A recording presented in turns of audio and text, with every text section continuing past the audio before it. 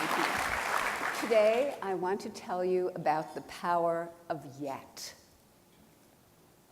I learned of a high school in Chicago where students had to pass 84 units to graduate, and if they didn't pass, they got the grade not yet.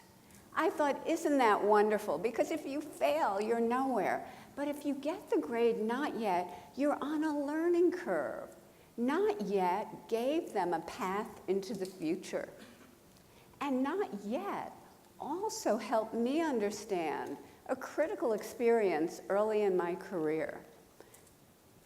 To figure out how kids coped with challenge, I gave 10-year-olds some problems that were a little too difficult for them. Some of them reacted in a shockingly positive way. They said things like, "I love a challenge," or "I was hoping this would be informative." They understood that their abilities could grow through their hard work. They had what I call a growth mindset. But other children, for them it was tragic, catastrophic. From their more fixed mindset perspective, their core intelligence had been tested and devastated. Instead of the power of yet, they were gripped by the tyranny of now. So, what did they do next? In one study, after a failure on a test, they said they'd cheat next time instead of study more. In another study, they found someone who did worse than they did so they could feel better. And in many studies, we found they run from difficulty. Let's look at how that looks in the brain. Mosher and his colleagues measured from the brain as kids encountered errors. Processing the error shows up in red. If you look at the fixed mindset brain on the left, nothing is happening. But if you look at the growth mindset brain on the right, it's on fire with yet. They're processing the error deeply, learning from it, and correcting it. So, how are we raising our kids? Are we raising them for now or for yet? Are they focused on the next A or test score instead of dreaming big, instead of thinking about what they want to be and how they want to contribute to society? And if they are too focused on A's and test scores, are they going to carry this with them into the future? Maybe because many employers are coming to me and saying, we've already created a generation of young workers who can't get through the day without an award. So, what can we do? How can we build that bridge to yet? First, we can praise wisely. Our research shows that when we praise kids for the process they engage in, their hard work, their strategies, their focus, their perseverance, they learn that challenge seeking, they learn that resilience. Praising talent, praising intelligence makes them vulnerable.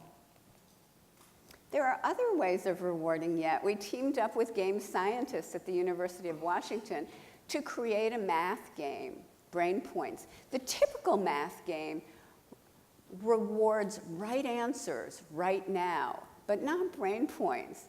We rewarded process and the learning curve, so effort, strategy, and progress. The Brain Points game created more sustained learning and greater perseverance than the standard game. And just the words yet and not yet after a student has a setback, we're finding creates greater confidence and greater persistence. We also can change students' mindsets directly. In one study, we taught students that every time they pushed out of their comfort zone to learn something really, really hard and they stuck to it, the neurons in their brain could form new, stronger connections, and over time, they could become smarter. Those who learned this lesson showed a sharp increase in their grades. Those who did not showed a decrease. We have done this with thousands of students now across the country with similar results, especially for struggling students. So let's talk about equality. In our country, there are groups of kids who chronically show poor performance, and many people think that's inevitable. But when educators create growth mindset environments steeped in yet, equality can happen.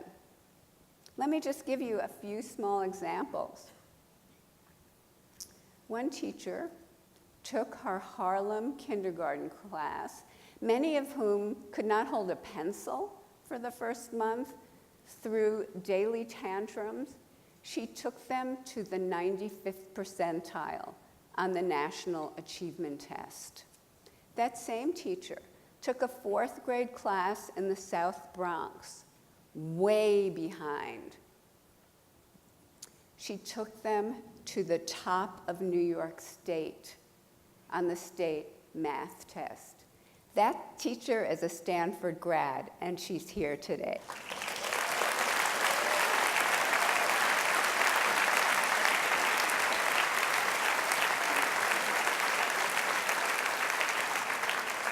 And another Stanford grad, a PhD student, Stephanie Freiberg, now a professor, went back to her Native American reservation in the state of Washington. She transformed the elementary school in terms of a growth mindset. That school had always been at the bottom of the district, at the bottom of the state. Within a year to a year and a half, the kindergartners and first graders were at the top of the district in reading and reading readiness. That district contained affluent sections of Seattle, so the reservation kids outdid the Microsoft kids. And they did it because learning a growth mindset transformed the meaning of effort and difficulty. It used to mean they were dumb, and now it means they had a chance to get smarter. Difficulty just meant not yet. Last year, I got a letter from a 13-year-old boy. He said, "Dear Professor Dweck, I read your book already." I like the fact that it was based on sound scientific research. That's why I decided to test out your growth mindset principles in 3 areas of my life. As a result, I'm earning higher grades. I have a better relationship with my parents. I have a better relationship with the other kids at school.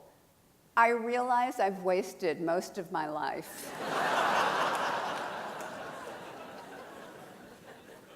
Let's not waste any more lives, because the more we know that basic human abilities can be grown, the more it becomes a basic human right for kids, all adults, to live in environments that create that growth, to live in environments filled, overflowing with yet. Thank you.